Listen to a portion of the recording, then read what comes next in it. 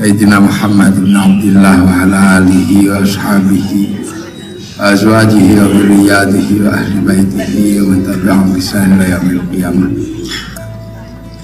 Ya itu kalau disuruh ngomong ekonomi susah. Soalnya kiai itu biasanya terima matang. Ada pengusaha, kiainya terima matang. Pengusahanya kirim sapi, sampai di pesantren sapinya dipotong, jadi korban. Tapi ini, jadi Islam ini punya basic dasar. Basic dasar agar Islam ini bergerak, mampu bertemu dengan seluruh manusia. Karena saya melihat ekonomi ini kan kebutuhan dasar semua manusia. Ekonomi ini satu basic di mana manusia semua membutuhkan. Makanya kekuatan ekonomi itu yang paling bisa dirasakan adalah untuk memenuhi kebutuhan makan. Sebelum sandang, pangan, papan, makan. Nah, dalam urusan makan, Islam itu diajarkan doa yang paling menghargai semua orang. Allahumma barik lana, berkahilah kami, bukan barikli, berkahilah saya. Karena makanan itu adalah sesuatu yang nggak bisa berdiri sendiri. Makanan itu tidak independen, melibatkan hampir semua manusia. Petani menyiapkan makanan yang namanya nasi, tapi padi itu tidak berdiri sendiri. Sawahnya ada yang buka, itu nenek moyang kerjaannya. Nanam ada yang nyangkul, ada yang nanam. Yang ngairi ada yang dari langit, ada yang dari pengairan.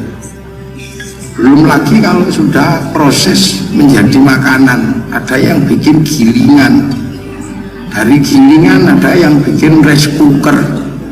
Rice cooker ada yang bikin listrik. Dari listrik ada yang bikin bumbu, yang nanam bumbu berbeda-beda. Bumbu disatukan oleh cobek. Cobek yang bikin siapa? Yang kita nggak ngerti, dia dari tanah liat. Jangan-jangan pas lagi muda tanah liatnya airnya kurang terus dikencingi, kita juga nggak ngerti. Udah, ini melibatkan banyak orang ini makan.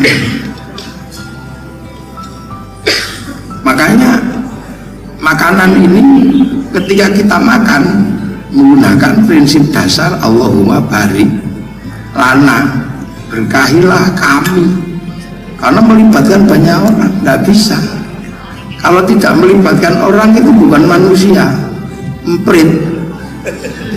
Lihat padi, totol, hilek, itu aja. Itu baru perintah. Ini sebenarnya pembelajaran dasar ekonomi itu adalah melibatkan banyak orang. Karena ekonomi ini membangun basic. Nah, ketika melibatkan banyak orang yang kadang kita nggak kenal dari bangsa apapun, umat Islam tidak perlu bertanya ini siapa yang buat. Tidak perlu lagi bertanya ini Islam apa enggak. Di situ barik lana itu tidak mencakup agama toh, tapi semuanya, lintas bangsa, lintas etnik. Nah, agar kaum muslimin ini tidak selalu bertanya ini dari mana yang buat. Makanya kaum muslimin punya basic di zaman Rasulullah ini dikembalikan ke titik awal. Titik awal apa? Titik awal penciptaan manusia. Makanya Islam ini disuruh pergi haji. pergi haji itu puncaknya di Padang Arafah sana untuk melihat namanya Jabal Rahmah. Pelajaran Jabal Rahmah ini adalah pelajaran dasar di mana seluruh manusia itu berawal dari sana. Karena dari Jabal Rahmah inilah pertemuan Nabi Adam dan Siti Hawa, yang kemudian dari situ menjadi berbangsa-bangsa dan bersuku. Makanya orang kalau lihat Jabal Rahmah ini, orang Hindu mengenalnya dengan Linggayoni, orang Islam mengenalnya dengan Jabal Rahmah. Orang pasti tahu kalau udah sampai situ jangan sembrono. Seluruh manusia jadi bangsa dan suku itu awalnya dari situ. Jadi berhubungan dengan semua manusia dan semua bangsa adalah berhubungan secara halal. Arab juga dari situ, Eropa dari situ, Afrika juga dari situ sumbernya, Cina juga dari situ, India juga dari situ, semua dari situ. Dan di dalam Islam hanya diajarkan lita'arofu, mengertilah bahwa manusia berbeda-beda. Pengertian itu yang sekarang yang memang dibutuhkan. Arab kalau cantik dan ganteng tidak perlu dipersoalkan karena nggak ada air. Kalau dibikin kayak kita jadi nggak mandi, jadi jelek itu, makanya dibikin ganteng. Orang Eropa dibikin tinggi besar karena ada hawa dingin, 4 bulan musim dingin. Kalau dibikin kecil gini, kedinginan mati. Nah, makanya orang Eropa itu harus besar dan secara ekonomi harus mumpuni karena untuk persiapan musim dingin, listriknya nggak boleh mati. Makanya perebutan ekonomi selalu didominasi oleh orang Eropa, mulai dari persengketaan antara blok timur, blok barat, sampai sekarang persengketaan antara United Kingdom, United States melawan Shanghai Corporation. Sesungguhnya berawal dari perebutan ekonomi untuk memenuhi hajat hidup di musim dingin. AC nggak boleh mati di musim dingin. Ya, di musim panas pemanas nggak boleh dingin. Di sini keributan itu tidak perlu terjadi karena kita punya hawa nggak panas nggak dingin. Teknologinya cukup sarung. Kalau kedinginan kemulan sarung, kalau kepanasan kebut-kebut pakai sarung. Habis mandi anduke mengandung sarung. Ini dunia. Orang Arab, orang Eropa mesti cari negeri panas kalau musim dingin karena pigmen kulitnya hilang, kehilangan ultraviolet. Dia harus lari ke Indonesia. Untuk apa? Berjemur. Jangan dipahami itu pornografi, karena itu adalah langkah orang Eropa untuk mengembalikan pigmen yang hilang. Maka siapapun presidennya tidak boleh bikin perda syariat seorang turis masuk ke Indonesia harus pakai jilbab, nggak boleh. Ini pengertian yang harus kita bangun dari mulai hari ini tentang berbangsa yang berbeda. Orang Eropa kalau musim dingin mana ada daun. Makanya teknologi mengawetkan makanan di musim dingin ini macam-macam, mulai dari teknologi sayur sampai teknologi ikan, mulai dari sarden, mulai dari yang namanya kimchi di Korea ada. Di sini nggak perlu ada karena di sini fresh selalu ada. Sarden ngapain dibuat di Indonesia untuk orang Indonesia? Orang Indonesia setiap hari bisa ngambil ikan segar, nggak ada ikan kodok-kodok juga ada di Indonesia. Orang Eropa nggak bisa, dia harus persiapan di musim dingin. Makanya karena seluruh daun rontok di musim gugur, yang nggak rontok kan cuma daun cemara. Makanya bulan Desember itu karena yang nggak rontok daun cemara, makanya kalau hari raya Natal pakai daun cemara. Bukan saking hebatnya daun cemara, ya daun itu aja yang nggak rontok di bulan Desember. Makanya Pak Tris nggak usah marah-marah. Kita nggak perlu emosi bahwa mohon maaf jangan tanam cemara di depan masjid, itu pohon Kristen. Semenjak kapan pohon punya agama? Nggak ada.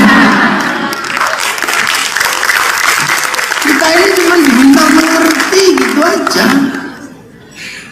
Orang Eropa kalau musim dingin persiapannya luar biasa, makanya tingkat kerakusannya luar biasa. Dan itu bisa kita urut semenjak mulai dari satu perjanjian kuno yang namanya Edict of Demarcation, kemudian ada perjanjian Tratados de Tordesillas, kemudian menghasilkan satu perjanjian baru namanya Saragossa. Hasilnya apa? Bangsa ini terpuruk ketika 1515 dikuasai oleh Portugis melalui penguasaan atas Selat Malaka. Terjadi perubahan besar, bangsa ini dari negara maritim berubah menjadi negara daratan, dari Nyai Lanjar ke Ratu Kidul. Ini kan karena dikunci oleh Portugis 1515. Dan apakah bangsa ini untuk urusan itu sudah selesai? Sampai hari ini juga belum. Seluruh Selat Malaka penguasaannya oleh Malaysia dan Singapura karena dia Commonwealth. Ini kiai rada paham kok ini. Di Commonwealth dia diperbolehkan untuk menguasai selat itu. Menjadi ngaco ketika bongkar muatnya dipaksa 3 hari di Indonesia. Akhirnya selat itu tidak terlalu berguna, tapi keindahannya tetap ada karena disiapkan oleh Genteng Hileng sama Sentosa. Kita mau bikin gitu nggak boleh, makanya Thailand kan nggak tahan, dia bikin terusan perang. 2025 mungkin akan tembus, tapi tidak akan efektif karena ujungnya dihadang oleh Abu Sayyaf. Indonesia juga nggak akan efektif karena di Semenanjung itu tumbuh kelompok radikal. Ini kan problem besar. Di satu sisi mereka dikasih 1 jam lebih awal dari jam Jakarta. Kita jam 9, sana jam 10. Melanggar teori bujur dan teori lintang. Apa yang terjadi? Bursa efeknya buka 1 jam lebih awal daripada bursa Jakarta. Saham terbaik habis di Singapura dan Malaysia, yang jelek baru masuk Jakarta. Kita mau ngomong apa? Ini urusan bangsa dan negara.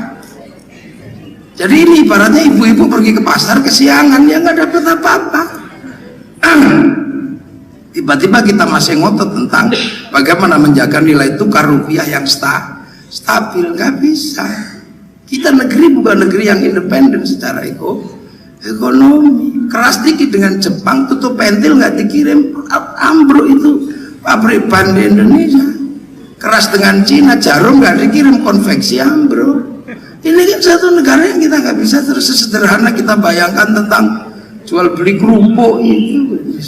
Ini kan saya kalau lihatnya ada yang aneh. Nah, ini Eropa itu makanya pertarungannya keras sekarang antara yang kita sering sebut dengan UKUSA bertarung dengan Shanghai Corp. Ini keras dan imbasnya selalu terjadi di sini. Afrika kenapa dibikin hitam? Ya Allah yang tahu lah. Karena Allah nitipkan singa di Afrika. Kalau dibikin putih dikejar singa kelihatan, maka dibikin hitam. Nah, Cina kenapa tembem dan sipit? Ya karena musim dingin, salju turun, mataharinya keluar, yang silaunya luar biasa itu.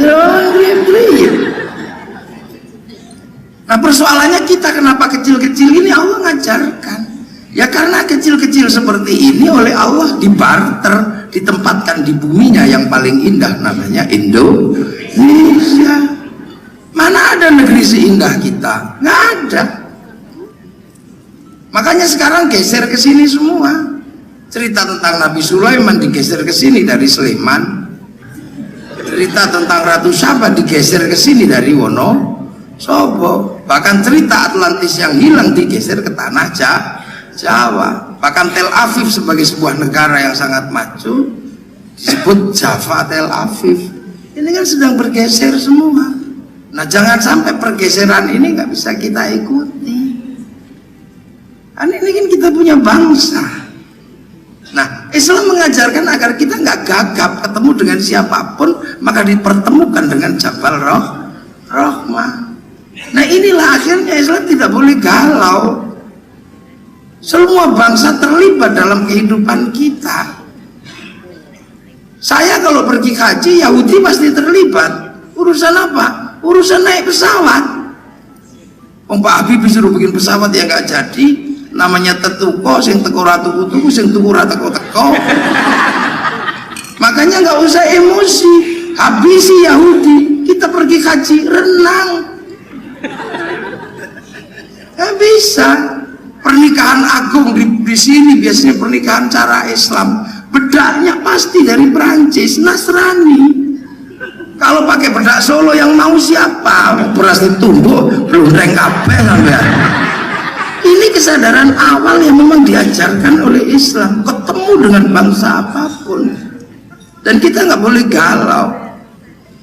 Santri kiai kalau lagi galau tengah malam, longak-longok ngerokok, yang mempersiapkan rokok siapa? Cina, udang garam, jarum, itu sampurna, Cina semua orangnya.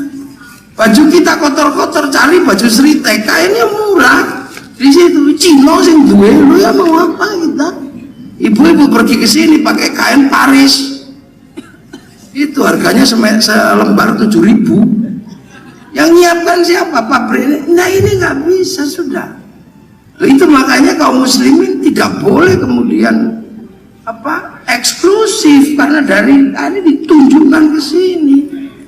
Ini pelajaran dasar, ketemu satu titik di mana dipertunjukkan dengan Jabal Roh. Jabal Rohmah itu kan pertemuan laki-laki dan perempuan. Perbedaan di dunia itu nggak ada yang sebanyak perbedaan laki-laki dan perempuan. Tapi kalau sudah Jabal Rohmah ketemu, laki-laki dan perempuan itu ketemunya tidak keseluruhan.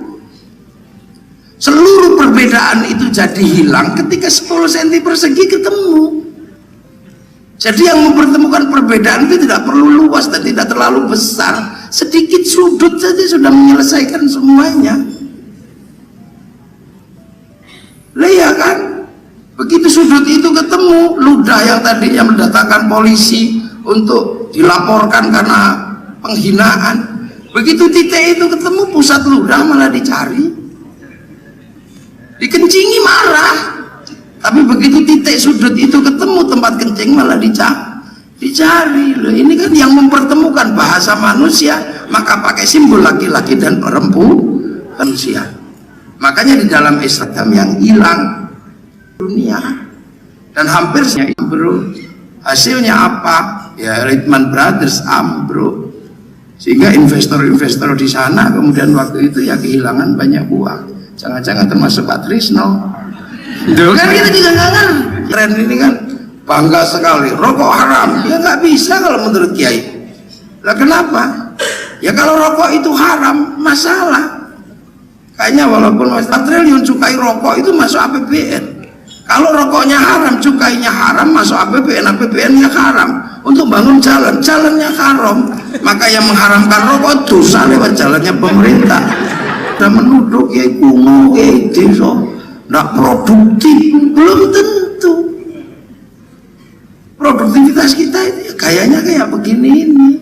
Makanya ketika Islam datang ke sini, jelas ketemu apa? Ketemu dengan sebuah sistem yang ada di sini, sistem yang dibangun oleh Hindu, yang menghasilkan kasta-kasta waktu itu, dan menjadi sebuah kelembagaan besar namanya raja dan hamba. Kawulo Gusti, kawulo punya hak mutlak terhadap ikut salah satu patronnya.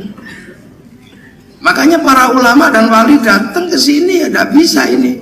Ini harus disatukan, raja dan kawulo Gusti, raja dan hamba, kasih jalan tengah. Apa? Bikinkan sistem hidup bersama di antara raja dan hamba yang saling menghargai. Sistem itu dikenal dengan nama musyarakah, yang akhirnya disebut masyarakat. Itu konsep yang tidak ada sebelumnya di Indonesia. Kemudian raja dan hamba, kawulo dan gusti dilebur. Cara meleburnya pakai apa? Pakai bahasa Rasulullah, kullukum ra'in wa kullukum mas'ulun an ra'iyati. Kalian semua saling bertanggung jawab. Ra'iyah itu adalah orang yang saling bertanggung jawab, yang diserap ke bahasa Indonesia menjadi rakyat. Jadi kalau berbicara tentang ekonomi kerakyatan adalah ekonomi yang saling bertanggung jawab. Dan itu bahasa yang abdi masih boleh bilang abdi, yang pukulun bisa bilang ulun. Bicaralah yang baik, wasyawirum fil amri, maka kumpulnya rakyat, ra'iyah disebut musyawarah. musyawarah, jangan menang-menangan sendiri. Tafassahu fil majalis fafsahu yafsahillah, maka kemudian duduk bersama membicarakan nasibnya, namanya majelis. Ini kan sebuah proses transformasi besar dari sebuah gagasan untuk menghilangkan sekat antara raja dan hamba. Ini maka masuklah kalimat ra'iyah. Maka ekonomi kerakyatan kalau dalam bahasa kiai, dalam bahasa adalah sebuah ekonomi yang berbasis apa, saling bertanggung jawab. Nah, basis saling bertanggung jawab yang ada di Indonesia, jangan lupakan basic yang namanya indigenous people, indigenous knowledge, indigenous culture, yang akhirnya dikenal dengan namanya local genius. Nah, inilah basicnya. Kalau itu terjadi, tekanan internasional apapun dalam basic ekonomi kekinian akan bisa masuk ke sini dengan sesuatu yang akan teradaptasi dengan cara sini. Seperti musik rock datang teradaptasi di sini, sekarang namanya rock dut.